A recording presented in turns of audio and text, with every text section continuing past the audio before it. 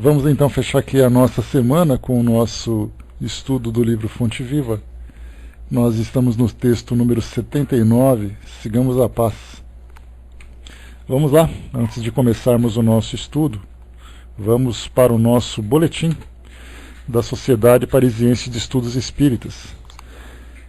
Sexta-feira, 4 de setembro de 1859, sessão particular. Leitura da ata e dos trabalhos da sessão de 28 de outubro. Admissão de 7 candidatos apresentados nas 2 sessões precedentes. Apresentação de projeto pela comissão encarregada de estudar as medidas a serem tomadas para a admissão de ouvintes.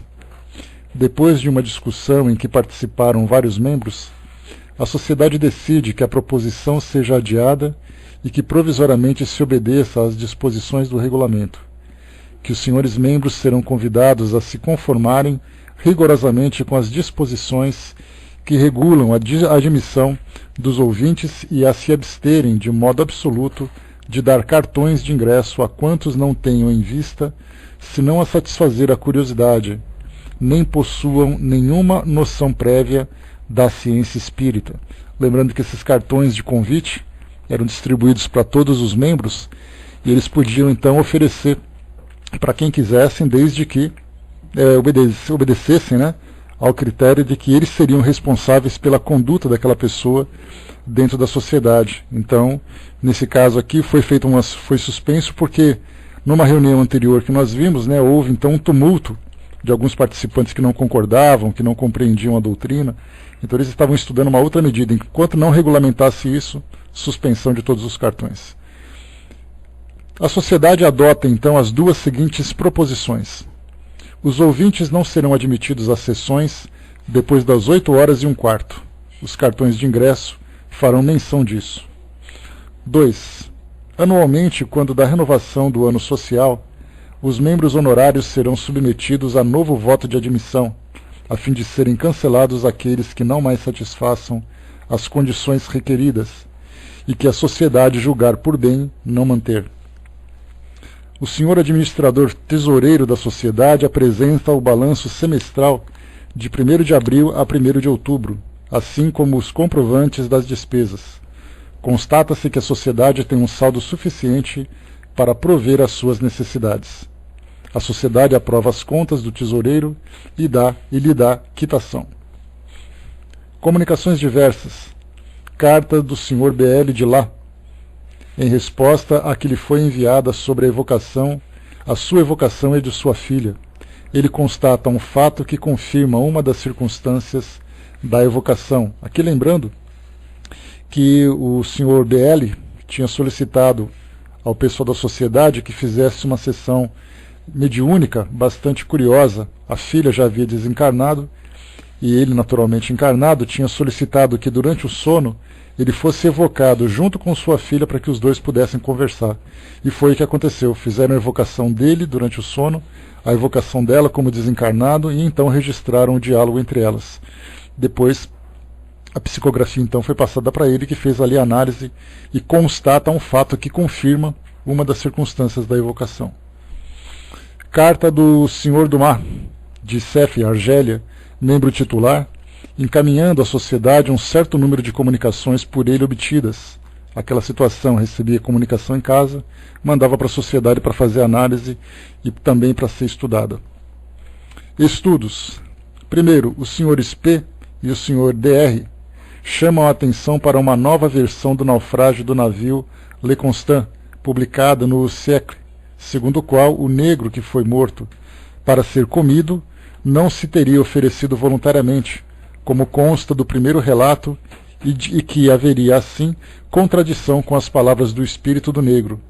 O Sr. Cole não vê contradição, pois o mérito atribuído ao negro foi constatado por São Luís e o próprio negro disso não se prevaleceu. Lembrando que no navio que ficou naufragando, sacrificaram então um dos negros que compunham ali a tripulação e se alimentaram dele através do canibalismo, e aí então ele se manifestou numa reunião mediúnica. Segundo, exame de uma questão proposta pelo Sr. Les, aqui sempre com apenas algumas iniciais, né, para não identificar o participante completo. sobre a surpresa dos espíritos após a morte. Pensa ele que o espírito, já tendo vivido no estado de espírito, não deveria ficar surpreendido. É-lhe respondido: essa surpresa é apenas temporária, resulta do estado de perturbação que se segue à morte, cessando à medida que o espírito se desprende da matéria e recupera suas faculdades de espírito. Terceiro, pergunta sobre os sonâmbulos lúcidos que confundem os espíritos com os seres corporais. Esse fato é confirmado e explicado por São Luís. Curioso também, né, que no estado de sonambulismo, o sonâmbulo não consegue, então, saber com quem que ele está conversando, se é encarnado ou desencarnado, porque ele perde a noção de materialidade. Quarto, evocação de Urbain Grandier, sendo as respostas muito lacônicas pela falta de experiência do médium, o espírito disse que seria mais explícito através de outro médium. A evocação, portanto, será retomada numa outra sessão. Então aqui o boletim do dia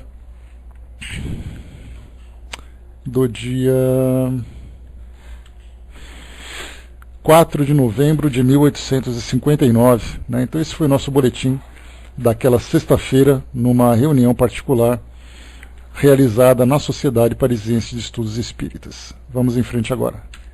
Lembrando sempre que a gente faz essas leituras todo o início da nossa reunião para a gente acompanhar de que forma que os trabalhos se desenvolviam na sociedade, né, e as novidades que Kardec vivenciava, sem ter publicado isso nos livros da codificação.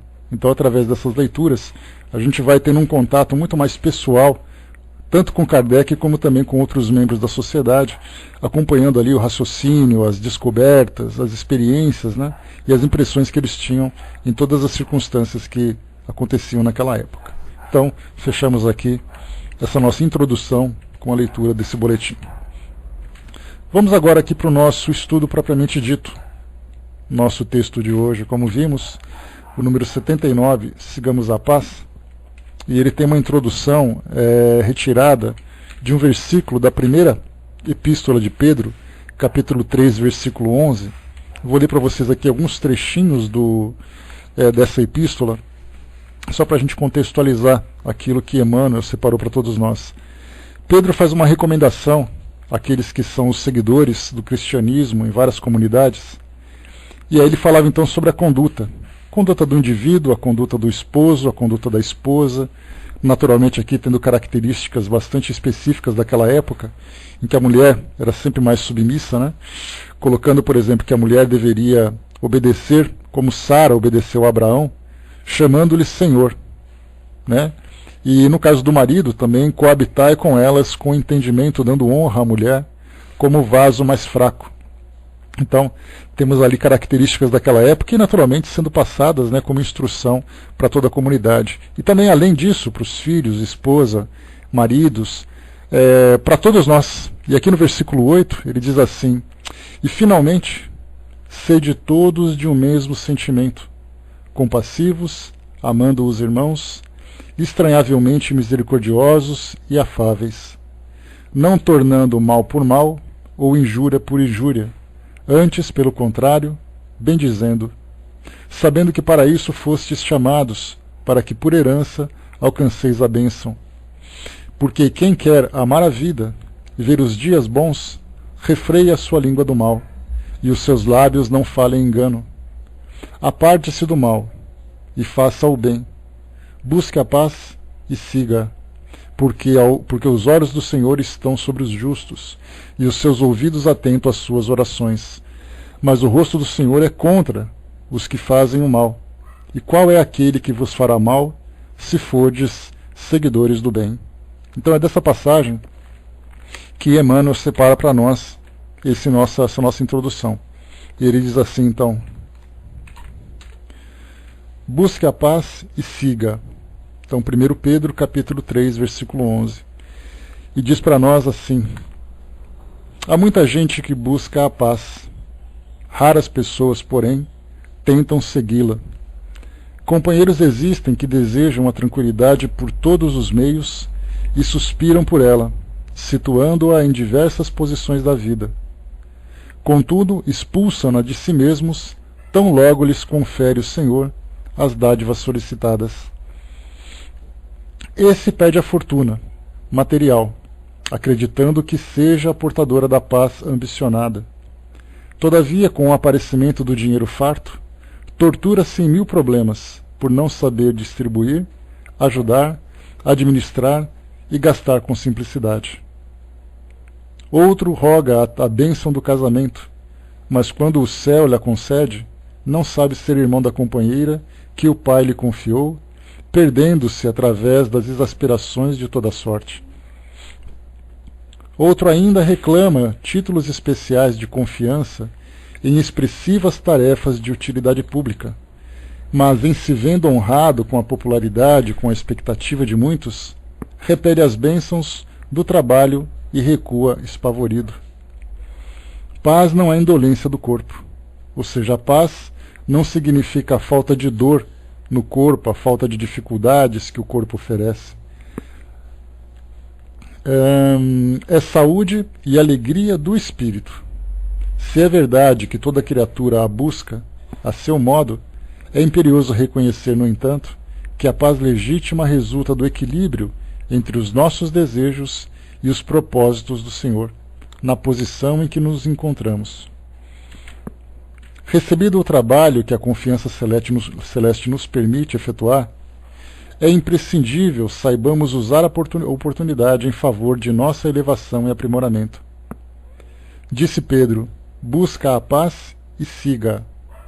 Todavia, não existe tranquilidade real em Cristo, sem Cristo em nós, dentro de qualquer situação em que estejamos situados, e a fórmula de integração da nossa alma com Jesus é invariável. Negue cada um a si mesmo, tome a sua cruz e siga-me. Sem essa adaptação do nosso esforço de aprendizes humanos ao impulso renovador do Mestre Divino, ao invés de paz, teremos sempre renovada a guerra dentro do coração. Bem, esse é o nosso texto.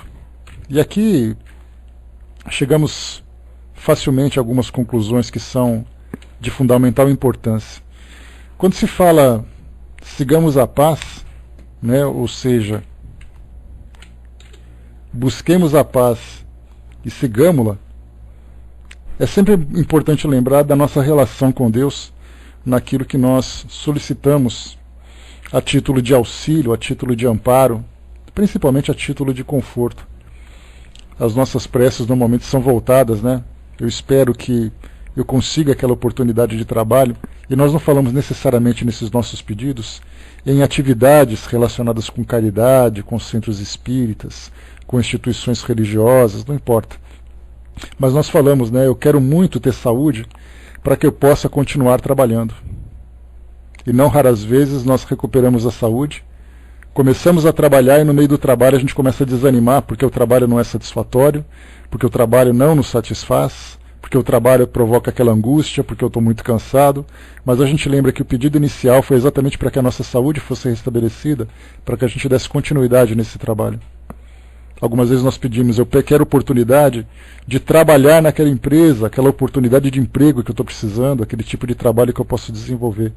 E aí então o trabalho surge e a gente de imediato começa a esquecer. É como se nós sofrêssemos uma rápida amnésia e rapidamente a nossa memória vai se desvanecendo, né, vai se esvaecendo, e aí então chega um momento em que nós ficamos preocupados apenas com aquele momento.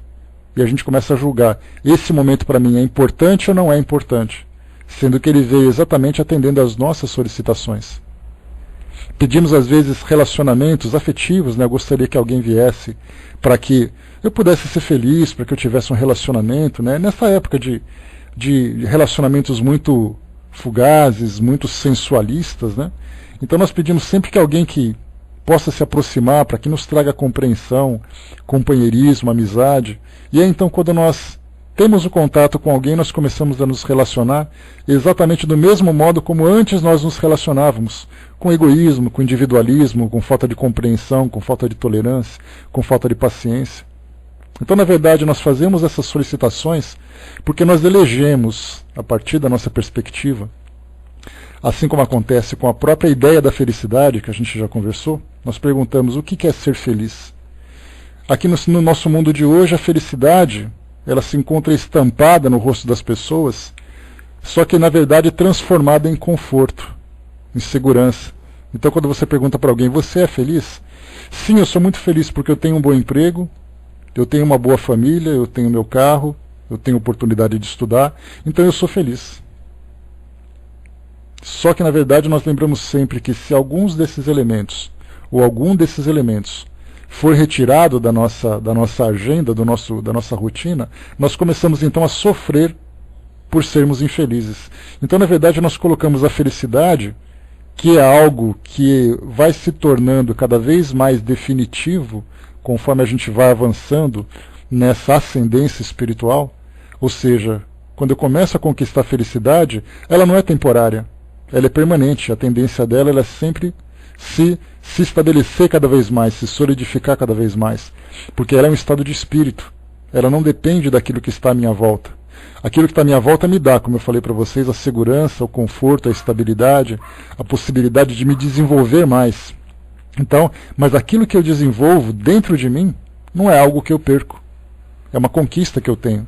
Os espíritos mesmos dizem para nós que um espírito nunca retrograda, ou seja, ele nunca perde aquilo que ele conquistou. Ele nunca volta na sua estrada evolutiva perdendo uma conquista moral, uma conquista íntima que ele conseguiu alcançar. Então nós perdemos, na verdade, aquilo que foge do nosso controle. Alguém que está do meu lado, que me faz feliz, se esse alguém for embora, eu me torno infeliz. Aquele emprego que eu tenho, se por acaso eu perco o emprego, significa que eu me torno infeliz. Então nós fazemos uma pequena confusão daquilo que para mim é uma alegria, uma satisfação que o mundo físico me proporciona, com a felicidade que é um estado de espírito. Quando nós falamos nos nossos estudos, estudando sobre o céu e o inferno, é natural que, para nós espíritas, nós excluamos naturalmente essa ideia da geografia espiritual, falando onde fica o céu, onde fica o inferno, e começamos a entender de um modo muito mais claro o estado de espírito de cada pessoa. Aquele que possui o céu dentro de si mesmo significa exatamente aquele que possui a harmonia, o equilíbrio, a felicidade, ainda que sejam em pequenos fragmentos, porque a felicidade plena não é deste mundo, nós sabemos disso. E a mesma coisa acontece com aquele que vive o inferno. O inferno, na verdade, são todas as angústias, as aflições, os temores que uma pessoa alimenta em virtude das experiências que ela vivenciou. Por isso, então, nós sabemos que céu e inferno é algo que existe dentro de cada um de nós. Então, nós estamos construindo, dia após dia, esse céu, que é o nosso propósito maior. Mas nós só conseguiremos alcançar alguma coisa se nós soubermos o que nós queremos. Eu jamais vou conseguir fazer assim, eu quero muito ser feliz. Você jamais vai ser feliz se você não souber o que é felicidade. Porque a gente sempre vai buscar em alguma coisa à nossa volta algo que possa nos dar aquela impressão, aquela satisfação. Então eu quero ser feliz, então eu vou correndo para poder me relacionar com alguém ou comprar alguma coisa. Vou até o shopping, vou passar ali uma tarde, gastando dinheiro à vontade, porque isso vai me fazer muito feliz. É a ideia que nós temos.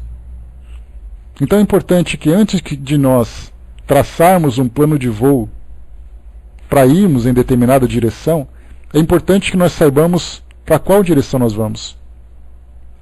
Tem um ditado que diz assim, não importa o vento que sopra uma vela, né, de um barco, se você não souber a direção que tem que ir. Mais ou menos com essas palavras. Porque muitas vezes a gente pensa assim, eu tenho que fazer alguma coisa para mudar minha vida. Quantas vezes nós ouvimos isso nos tempos atuais?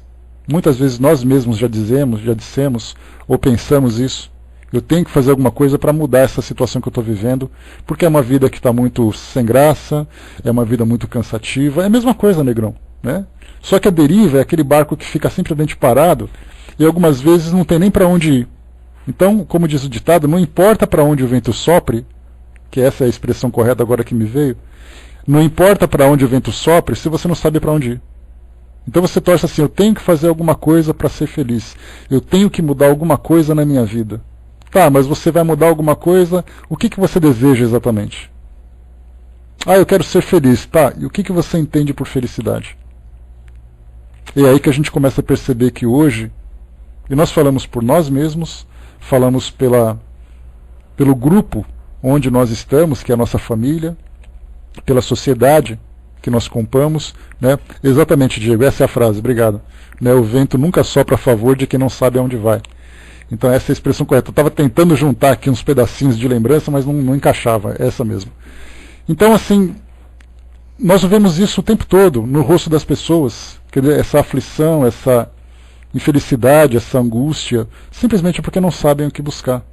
Porque, na verdade, nós somos os constantemente assolados por essas dificuldades que a vida física oferece nos nossos países, nas cidades onde nós vivemos, né, condições financeiras, desempregos, indiferença, violência. Então são todos elementos exteriores que de alguma forma nos afetam. E nós seremos muito mais afetados se nós compartilharmos os nossos sentimentos, as nossas expectativas com isso que o mundo pode oferecer. Aí quando nós começamos a entender, bom, nós somos espíritos imortais.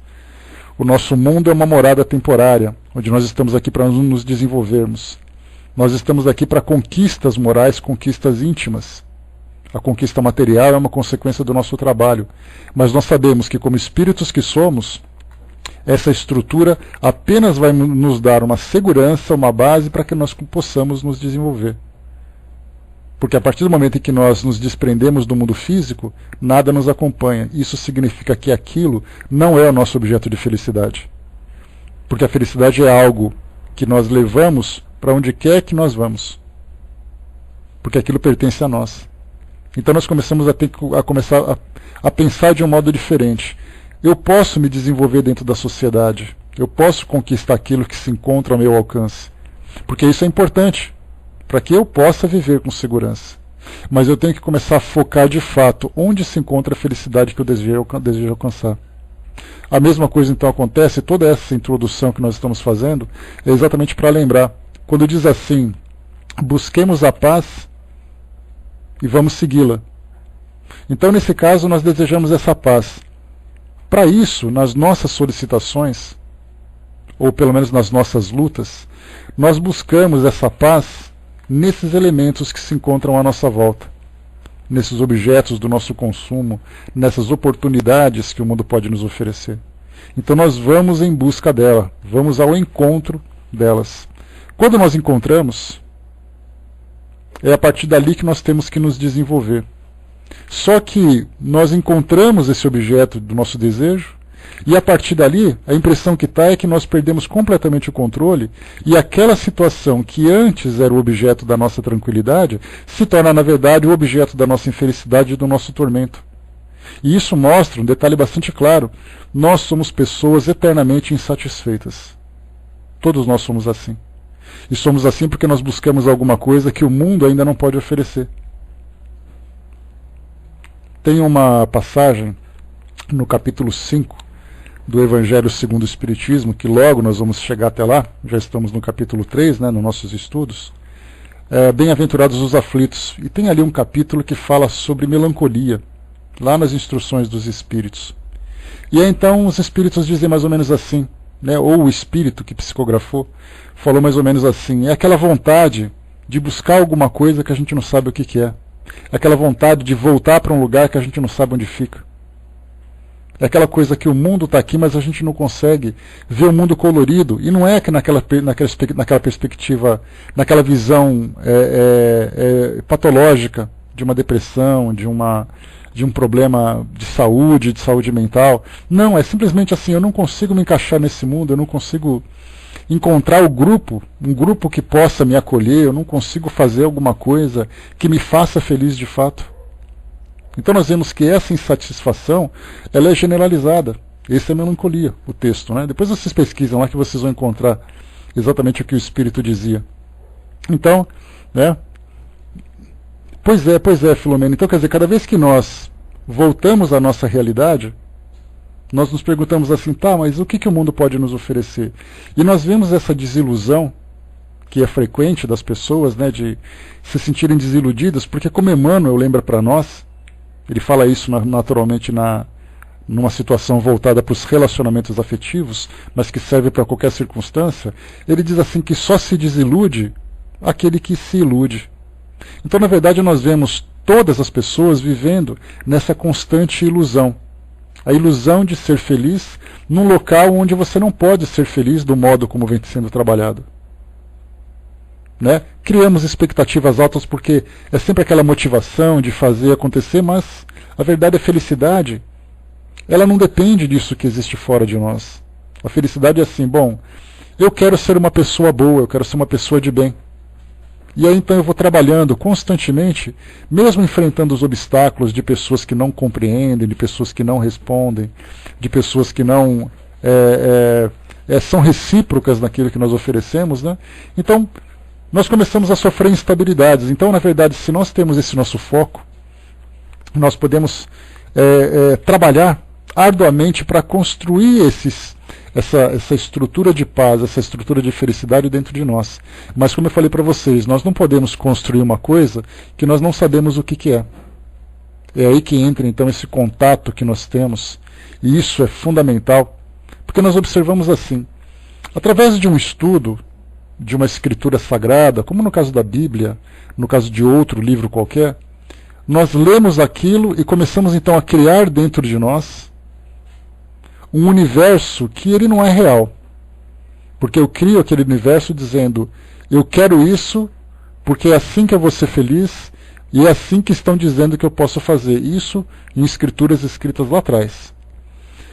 Atualmente nós temos, através do contato com a doutrina espírita, uma conexão contínua com o mundo espiritual. Não apenas através das influências, mas através dos nossos estudos. São palavras que chegam para nós o tempo todo. Não existe um dia em que a gente não tenha contato com alguma coisa que diga respeito ao mundo espiritual. Me dá um retorno, por favor, pessoal. Só para confirmarmos. Obrigado. Então não existe um dia em que nós não tenhamos esse contato.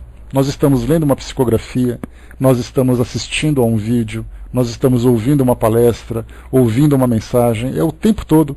E isso nos fortalece cada vez mais, porque isso nos dá aquela convicção, principalmente das mensagens que trazem para nós um cunho elevado, dizendo para nós sobre o trabalho moral que nós temos que realizar aqui no mundo, a esperança que nós devemos cultivar, o momento de viver a felicidade em comunhão com esse pensamento divino que nos envolve. Então nós somos constantemente influenciados por essas mensagens. Nós podemos até negar, nós podemos até recusar, porque o nosso interesse está voltado para o nosso mundo físico hoje. Eu quero isso, eu quero aquilo, eu quero aquele lugar, eu quero isso o tempo todo. Só que na verdade assim, eu posso desfrutar de tudo isso que o mundo me oferece. Só que eu sei que a grande preocupação que eu tenho que ter é fazer com que minha consciência se eleve cada vez mais, que eu tenha uma visão maior a respeito da vida e que eu viva essa realidade espiritual. Porque aí sim eu começo de fato a focar. Aí aquele vento que sopra já me leva para onde eu quero. A gente sempre coloca a imagem de Jesus como sendo para nós uma grande referência. É como se fosse aquele farol à beira do mar, que mostra para nós o local para onde nós devemos ir ou nós não devemos ir. Mas nós vemos Jesus como sendo para nós o grande farol de nossas vidas. Então nós sabemos que não Jesus no aspecto religioso, eu sempre reforço isso para vocês, mas Jesus como sendo para nós uma referência de elevação espiritual. Então nós somos aquele barco à beira do mar, esperando o vento chegar. E nós vemos no horizonte aquela luz acesa, chamando a nossa atenção e nos atraindo para lá. Então o vento que chega ao nosso favor ou contra nós, porque nós podemos navegar também contra o vento, através de técnicas de navegação, nós podemos ir naquela direção. Algumas vezes o mar um pouco mais calmo, às vezes o mar um pouco mais agitado, mas nós sabemos que temos para onde ir. Algumas vezes eu tenho que encostar um pouco num porto para ficar um pouco mais seguro, para esperar a tempestade passar, mas depois eu volto ao mar, isso as minhas velas e começo de novo a essa navegação, sempre naquela direção, porque eu sei que aquela condição de espírito, aquela condição de paz, aquela condição de harmonia, é aquilo que eu quero. Então eu sei que o mundo à minha volta é um mundo que me cobra, é um mundo que me agita, é um mundo que faz. Eu estou trabalhando aqui, mas a minha mente está sempre conectada com aquela luz e meus olhos estão voltados para lá. E é isso que nós temos que trabalhar dentro de nós. A dona de mim colocou, né? Pode até não ser a preferida, né? Mas é que mais acontece. Na verdade, assim, dona de mim, quando a gente fala sobre frustrações, decepções, é porque a gente sempre espera alguma coisa que não vai chegar. Porque, na verdade, nós queremos que as coisas cheguem do nosso jeito, no momento em que nós queremos, para provocar aquele efeito. Mais uma vez, seguindo aqui a passagem de Pedro, que diz para nós: busque a paz e siga-a. Na verdade, nós queremos essa paz. Então eu preciso fazer alguma coisa para poder encontrar essa paz. Encontrar alguma coisa que me dê motivação, encontrar alguma coisa que me dê esperança, alguma coisa que me fortaleça cada vez mais. E quando eu encontrar essa oportunidade, eu tenho que trabalhar como sendo a minha grande conquista. José Carlos de Luca, ele é um palestrante espírita, ele é juiz de paz, aqui de São Paulo, e ele tem uma palestra, uma entrevista interessante que ele fala sobre um livro que ele publicou a respeito das questões familiares. E ele então tem numa entrevista, ele diz assim no livro, que ele diz na entrevista sobre o livro, que muitas vezes num relacionamento, eu vou falar de relacionamento, mas nós podemos encaixar essa situação em qualquer circunstância da nossa vida. Ele diz assim que muitas vezes uma pessoa começa a se relacionar com outra, começa aquele namoro, começa então o estreitamento das relações, começa então o planejamento de uma vida conjunta no futuro, chega então o noivado, começa a comprar aquela coisa toda, e aí então chega o casamento. E o casal, os dois participantes da relação, chegam no altar como se estivessem subindo num pódio de premiação de um campeonato. Finalmente chegamos aqui no nosso objetivo. Nós nos casamos. E ele diz assim, isso é um grande engano, porque no momento em que você sobe no pódio, é ali que começa a sua vida. Você não termina no pódio, a relação, o casamento começa no momento do casamento. E quando ele começa, é ali que seu trabalho se torna maior, porque a partir dali a sua vida conjunta exigirá de você todos os valores para que ela possa se sustentar. Exatamente, Filomena. A mesma coisa acontece num trabalho. Eu queria muito aquele trabalho. Aí quando você entra na empresa, você diz assim, finalmente eu consegui. Calma, não comemora ainda. Porque é agora que você vai ter que mostrar o valor que você tem diante daquilo que você solicitou. Então nós temos que pensar assim, o que nós desejamos exatamente? Eu me recordo que eu já comentei com vocês de um filme meio de terror, que falava sobre um gênio, que eram os djinns, eram aquelas figuras alegóricas, aquelas personalidades da cultura oriental, principalmente do Oriente Médio, em que era um espírito, que ele não era um espírito bom, não era um espírito mau, ele era um espírito que fazia o que queria. Então quando o djinn, que acabava se tornando o gênio, o gênio da lâmpada, aquele que a gente conhece das fábulas, quando você pedia alguma coisa para ele, ele fazia, mas ele fazia do jeito dele. E aí uma frase no filme me chamou a atenção, eu vi há muito tempo esse filme, na época de VHS, que a gente pegava na locadora ainda, e o filme dizia assim, cuidado com seus desejos, eles podem se realizar.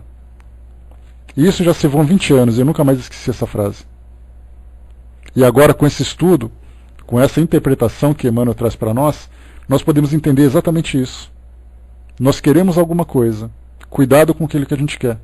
Nós podemos não estar preparados para poder viver isso. A Cindizinha colocou outro dia numa conversa, uma pessoa me disse que mar calmo não faz bom marinheiro. A gente esquece isso no dia a dia, quando só queremos maré mansa, Na verdade, a gente tem que aproveitar tudo. Se por acaso o mar está agitado, significa que nós temos que focar a nossa atenção nos desafios que estão apresentando. É um problema de saúde, é um problema financeiro, é um problema de relacionamento, é um problema espiritual, não importa qual seja. Quando as coisas estão mais agitadas, nós temos que respirar fundo, focar a nossa atenção e trabalhar naquelas circunstâncias. Se o mar se encontra calmo, é hora da gente fazer as arrumações. E não da gente simplesmente encostar e deixar o tempo passar. Se nós temos uma estabilidade na nossa vida familiar, vida financeira, na nossa vida orgânica, é hora da gente pensar assim, bom, está tudo calmo, eu tenho que aproveitar ao máximo para fazer aquilo que eu posso em benefício de mim mesmo, naturalmente trabalhando sempre em benefício de tudo que existe à minha volta. Se por acaso existe aquele momento de problemas, é hora de eu frear um pouquinho a minha trajetória e voltar a minha atenção para o meu problema, para ajudar a resolver, mas nunca me desconcentrar daquilo que eu tenho de compromisso à minha volta. Então, na verdade, a nossa vida ela é meio cíclica. Ela tem sempre altos e baixos. É o que nós chamamos de vicissitudes. Os espíritos usam essa palavra porque no passado ela era uma palavra muito comum no vocabulário das pessoas. Na atualidade, quem que vai falar assim, nossa, eu estou com uma vicissitude hoje? Ninguém fala desse jeito. Então a expressão vicissitude significa exatamente isso. São aquelas oscilações, ora nós estamos muito bem, ora nós estamos um pouco mais agitados, enfrentando mais turbulências, mas a gente sabe que depois da tempestade vem a bonança, né, como diz popularmente. Então a nossa atenção tem que ser exatamente isso. Prestar atenção que a nossa vida tem essas oscilações porque o mundo físico é assim. Nós vivemos num mundo que tem a sua estrutura, que não é uma estrutura perfeita, nós sabemos. É uma estrutura que tem muitas falhas. Nós convivemos com pessoas que também vivem suas dificuldades. Pessoas que vivem seus tormentos, que muitas vezes a gente não faz nem ideia. Todo mundo quer que todo mundo fique sorrindo, que todo mundo dê abraços, mas ninguém pergunta se alguém precisa de ajuda para resolver alguma coisa. E aí, então, naquele momento mais intenso, a pessoa se comporta de um modo mais agressivo, de um modo mais indiferente. A gente tem que compreender, porque cada um tem o seu momento. A nossa grande preocupação é a nossa preocupação conosco mesmo. É a preocupação com a nossa conduta, porque nós temos essa compreensão.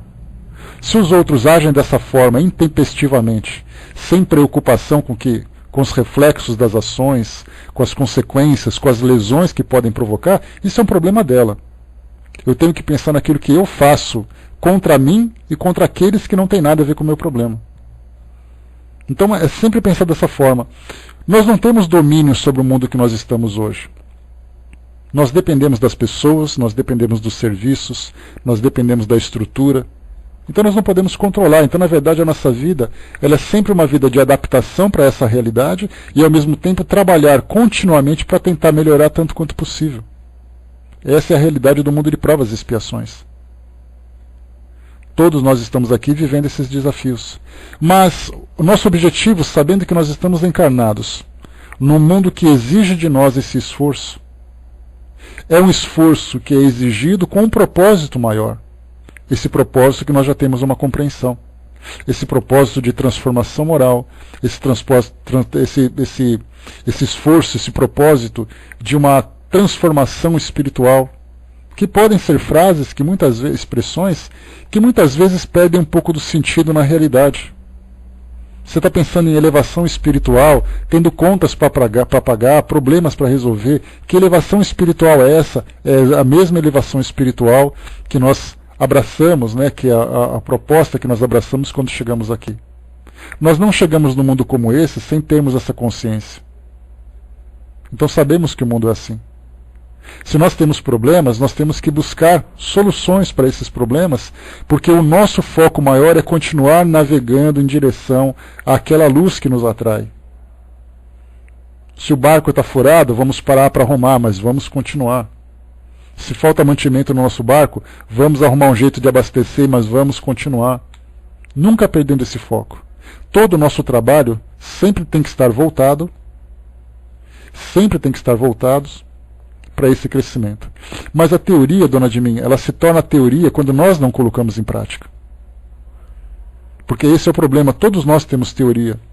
Eu tenho muitas teorias, mas essas teorias eu procuro fazer com que elas se tornem realidade. Porque do contrário, elas vão continuar vivendo aquelas frases de para-choque de caminhão, aquelas frases de ímãs de geladeira, frases de propaganda na televisão. Isso para nós é muito bonito, mas nós temos que pegar isso. Se eu quero uma transformação espiritual, eu tenho que trabalhar pela minha transformação espiritual.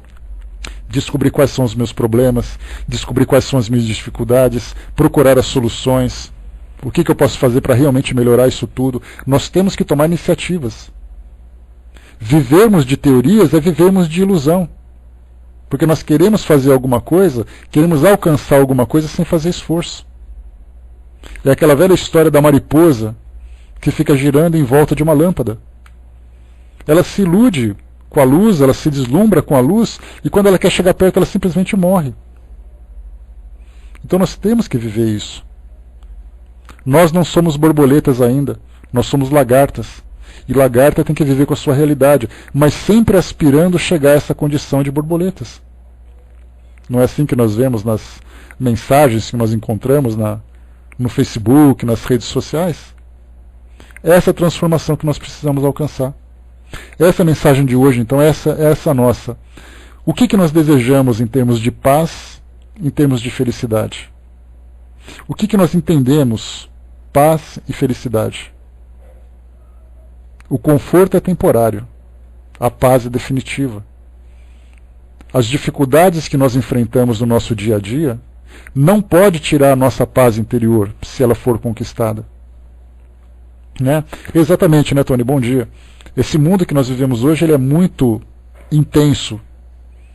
Então nós temos que saber assim, eu vou viver nesse mundo sabendo que eu não pertenço a ele. Porque aqueles que brigam, aqueles que destroem, aqueles que matam, aqueles que agridem, fazem isso como se o mundo pertencesse a eles. E é uma grande ilusão, porque quando eles menos esperarem, vão se dar conta que o mundo não pertence, vai ter uma força maior do que a deles. Então a gente tem que viver assim, tentar construir essa paz dentro de nós e tentar fazer com que essa paz seja também refletida sobre o pequeno mundo à nossa volta. Eu não posso transformar o mundo, mas eu posso fazer a minha casa muito mais tranquila, o meu ambiente de trabalho muito mais tranquilo. Então nós temos que constantemente construir isso dentro de nós e transmitir também para todos que estão à nossa volta. Pode parecer mais uma vez simplesmente uma teoria, mas ela não é teoria. Ela é na verdade uma grande realidade que todos nós podemos alcançar. Vamos alcançar em pequenos passos, nós podemos não dar saltos que são quilométricos. Algumas vezes nós não conseguimos dar passos que são métricos, mas nós podemos dar aqueles pequenos passos em centímetros. Sempre progredindo, sempre evoluindo, olhando para aquela luz que se encontra no horizonte, chamando a nossa atenção. Se nós desviarmos daquela luz, nós ficaremos rodando, sem destino, à deriva, perdidos, sem saber para onde vai ao sabor das ondas. E olha que muitas vezes as ondas são cruéis. Jogam o nosso barco contra o rochedo e assim vai. Essas figuras de linguagem que eu estou usando para vocês, essas analogias, é uma forma de ilustrar essa nossa realidade. O que é o mundo que nós estamos vivendo, qual é o nosso papel nesse mundo, mas principalmente qual é o nosso objetivo de estarmos nesse mundo. Conhecer a doutrina espírita nos proporciona isso. Somos espíritos imortais que estamos aqui para um trabalho de crescimento interior. Aquilo que nós realizamos à nossa volta, em termos de construção material, é uma consequência do nosso trabalho. Mas a forma como nós trabalhamos é o que vai fazer a diferença. Porque você pode ter duas oportunidades de trabalho. Ou você trabalha egoisticamente, simplesmente para fazer ali a sua obrigação e depois você vai embora, ou você abraça aquela responsabilidade sabendo que o seu papel naquela estrutura é um papel importante. Você trabalha da mesma forma, mas a sua posição demonstra exatamente os valores que você cultiva. E quanto maiores são os nossos valores, maior é o nosso alcance, maior é a nossa conquista. Então, fechando por aqui, o mundo espiritual está sempre nos dando esse amparo. Basta que a gente peça, dizendo para nós, devemos bater na porta que ela vai se abrir. Assim disse Jesus para nós. Então, quando batemos a porta e essa porta se abrir, entremos e valorizemos a nossa presença ali. E não simplesmente entrarmos e começar a viver insatisfação, infelicidade, revolta, angústia. Basta que a gente peça, basta que a gente demonstre a vontade, que as oportunidades virão. E quando tivermos essa oportunidade, abracemos e façamos valer a pena cada momento que nós tivermos aqui nesse nosso mundo. Então, desejamos a paz, desejamos o amor, desejamos a felicidade. Assim que nós tivermos isso, aproveitemos para que seja para nós um grande trampolim para o nosso crescimento. Com relação ao mundo, o mundo tem as suas próprias regras. O mundo exige de nós uma conduta para que ele possa funcionar no seu dinamismo. Quando eu falo no mundo, eu falo nessa coletividade onde nós nos encontramos. Então oferecemos ao mundo aquilo que o mundo pode receber de nós, em termos de contribuição, mas vivamos o nosso mundo interior direcionando para o lugar que a gente quer, para o caminho que a gente quer. Eu acho que essa é a ideia maior para todos nós. Se nós não tomarmos iniciativa para conquistarmos aquilo que nós desejamos, nós simplesmente veremos o tempo passar. E a gente sabe que a maior angústia que o espírito pode sofrer é quando ele olha para trás e percebe que perdeu tempo.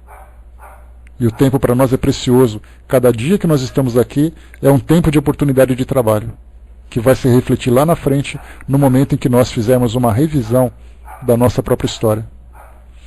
Fechando por aqui então, meus amigos, eu vou passar para a nossa amiga Florzinha, que depois de tanto tempo, né, Florzinha, saudade de você.